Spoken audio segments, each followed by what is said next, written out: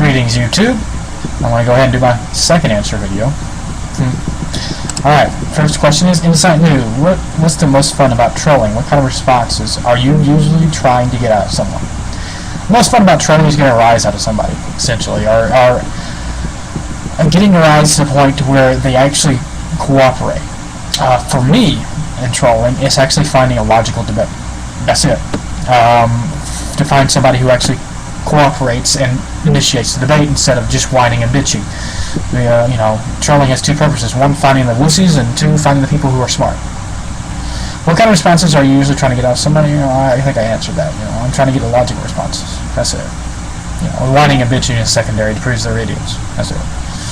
All right. Evil D Productions asks, have any of you gotten in trouble with a lot of the internet activity, or do you try to keep it legal? Me, myself, I have not gotten in trouble about anybody else. I try to obey the law. Interesting fact, my father, you know, before I was born, was a police officer, and those traits came over to me. I do find validity in it. You know, I am concerned. But am I concerned enough to go bonkers? No, I haven't found no proof for a New World Order. The Masons. My father was a Mason. He wasn't a part of the New World Order. Masons aren't like that. Masons are a group of people that came away from persecution. They wanted to believe freely like the rest of us. People, get over that.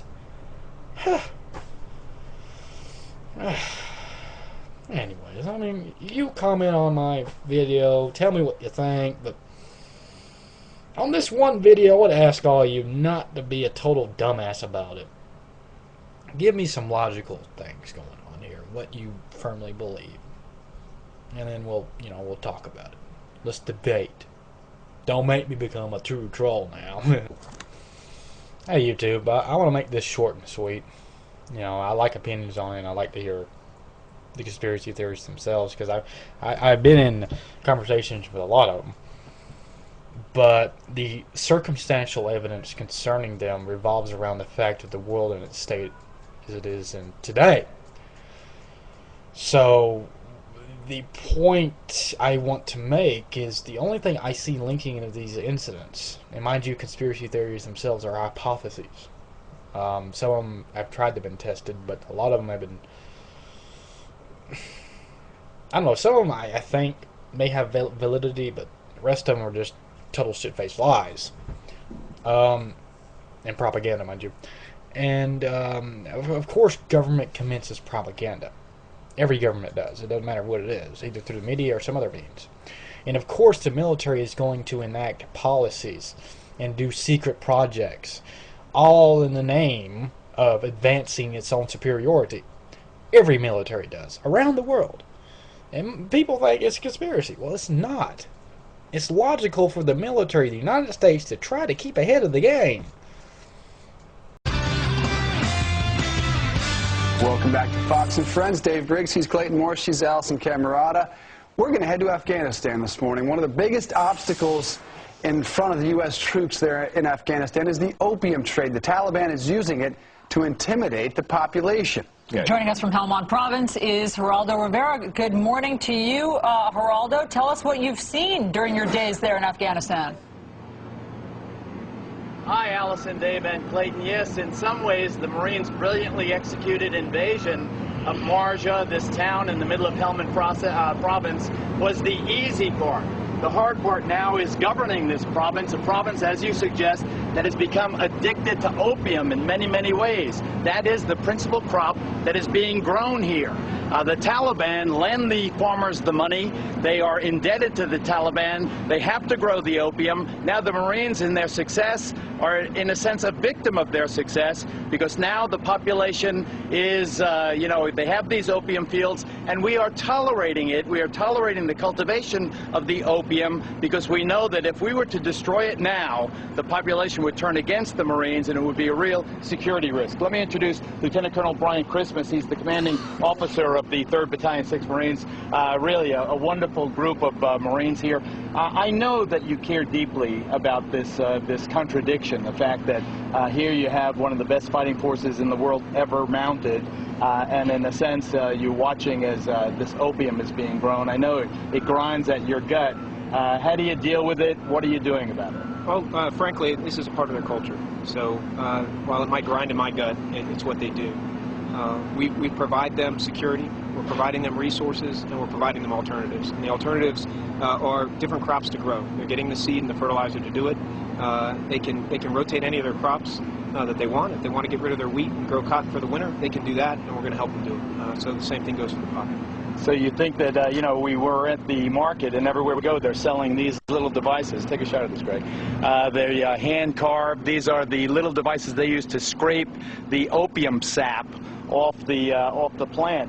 And I watched as you bought every one that was for sale because you care so deeply. Why did you do that? I want them off the street. The idea is that we don't want to harvest the poppy. We want to, you know, hopefully turn the poppy over and put some wheat, cotton, watermelon, cucumber. It's all great stuff they grow out here. We just want to see that come to fruition and the poppy just to go away.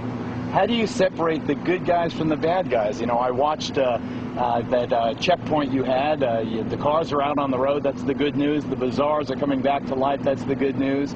But I don't know, how in the world do you tell a Taliban from a guy who just lives in the neighborhood?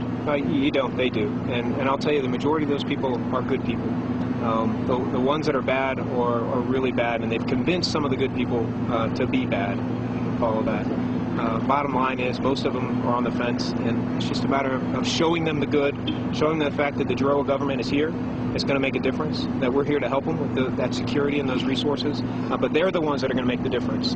There are a few bad people, the majority of them are good. But I really, I fault the politicians for putting the Marines in this position, you know, where we can't eradicate these crops for security reasons, and these guys, after winning the war, in a sense, now have to fight this fight. But next year, hopefully it'll be better. I just want to quickly pan around, see some of the 3rd Battalion, 6th Marines. There's the Master Gunnery Sergeant, there's the top ranked enlisted man. Next to him is Captain Black. He had a visit. Quick, who visited you a couple of weeks ago?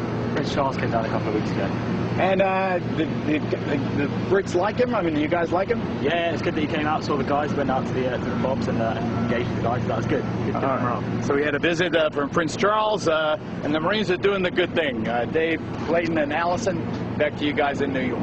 Thank you so much, Geraldo, Geraldo. thanks so much. I mean, he just explains it better than we can ever read in any paper, what a dilemma it is with the opium trade. And they make so much money off the opium per yard there. They make so much money compared to those other crops. So it sounds great in theory, and Geraldo says this predicament that these politicians have put these guys in to have to tell them, hey, make a lot less money than the heroin you could be making with the poppy. And they can't destroy it. Right. What a difficult position. All right, in the meantime, I do have your headlines for you.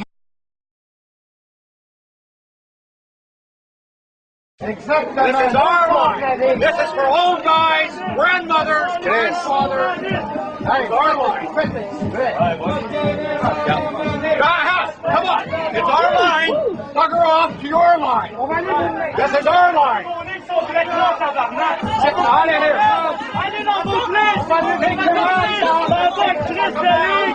Go on. I know. Hey. I know, brother. Take your mask off. No. Put the rock down, man. Put the rock down. Hey. Put the rock down. This is our line. You fucking cops. Get out of town. Cops out of town. Leave these guys alone. That's our line. You're fucking cops. It's our line! It's our line! Find his shit! No. Hey, let's not tell you what he's on!